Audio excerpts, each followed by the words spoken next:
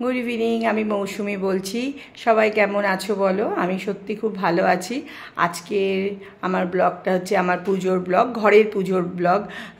কারণ আজকের দিনটা খুব ভালো ছিল, মানে বৃহস্পতিবার, তার মধ্যে পূর্ণিমা পড়েছে, তাই আমি ঘরে আজকে আগে পুজো আচ্ছা করে নিয়েছি। মানে পুজো বলতে কি, আজকে বৃহস্পতিবার তো আমি বরাবরই পুজো করি, লক্ষ্মীর পুজো করি, তার সাথে আজকে পূর্ণিমা ছিল বলে আমি একটুখানি সিন্নি দিয়েছিলাম ঠাকুরের জন্য। যাই হোক, ঠাকুরের পুজো করলে সত্যি ভীষণ ভালো লাগে। আর ভালো কোনো দিন পড়লে তো মনে হয় যেন কখন পুজোটা করব, আগে পুজোটা করব, আগে পুজোটা করব মনে হয়। তোমাদেরও কি মনে হয়? আমার কিন্তু তাই মনে হয়, যেদিনকে খুব ভালো দিন থাকে আমি সেদিনকে খুব মানে কি তাড়াতাড়ি পুজো করার চেষ্টা করি। আর মনটাও ভীষণ ভালো লাগে, দেখবে সারাদিন মানে দিনটা মানে সারা দিনটা ভীষণ ভালো লাগে। আর আমার বাড়ির মধ্যে সব থেকে আমার ভালো লাগে কিন্তু আমার এই ঠাকুরঘর। এই ঠাকুরঘরে ঢুকলে যেন মনে হয় সত্যি খুব শান্তি পাই, মানে ভীষণ ভালো লাগে। কিন্তু বেশিক্ষণ বসে থাকার সময় পাই না ঠাকুরঘরে, যেহেতু বাড়ির অন্যান্য কাজও তো করতে হয়। তবে যতটুকু বসি সত্যি ভীষণ ভালো লাগে। তোমরা তো আগেও দেখেছো আমার ঠাকুরঘর। যাই হোক, আজকে আমি একটুখানি পূর্ণিমা ছিল বলে একটুখানি সিন্নি দিয়ে পুজো দিয়েছিলাম। আর তার মধ্যে আজকে বৃহস্পতিবার, খুব ভালো দিনও পড়েছিল। তোমরা কে কী করলে আজকে বলো? কার কার বাড়িতে আজকে পুজো হয়েছে একটুখানি আমাকে অবশ্যই কমেন্টে জানিও। কারণ আজকে অনেকের বাড়িতেই শুনেছি পুজো আচ্ছা সবই হচ্ছে। আমিও আমার বাড়িতে একটুখানি পুজো করেছি।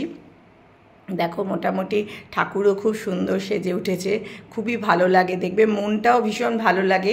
মানে একটুখানি ঘরে পুজো টুজো করলে খুব বেশ ভালো লাগে, মানে বাড়িটা একদম, কারণ ঠাকুরের জন্যই তো আমাদের সব কিছু, যতটা ভালো মন্দ সব কিছুই আমাদের ঠাকুরের জন্যই হয়।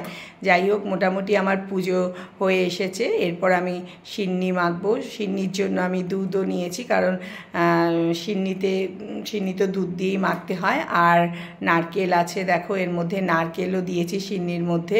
যাই হোক, পুজো করে তারপরে এবার সিন্নিটা মেখে সবাইকে দেব প্রসাদ, কারণ আর এরপর তো আরও বাড়ির অন্যান্য কাজকর্ম করতে হবে।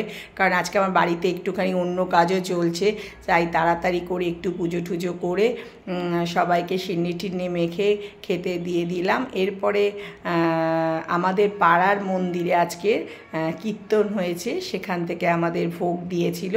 আমরা আজকে সবাই ভোগ খেয়েছি। মানে আজকে আর বাড়িতে আর রান্না করতে হয়নি, এটাই একটা খুব মানে কি ভালো হয়েছে।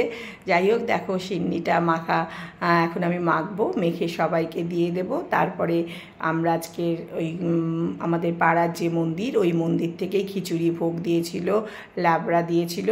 এই দিয়ে আজকে আমরা দুপুরে মানে লাঞ্চটা করে নিয়েছিলাম। আর আমার ব্লগটা যদি তোমাদের ভালো লাগে অবশ্যই তোমরা কমেন্ট করে জানাবে। আর সবাই কে কী করলে একটুখানি কমেন্টে জানিও। সবাই ভালো থেকো, সুস্থ থেকো, টাটা।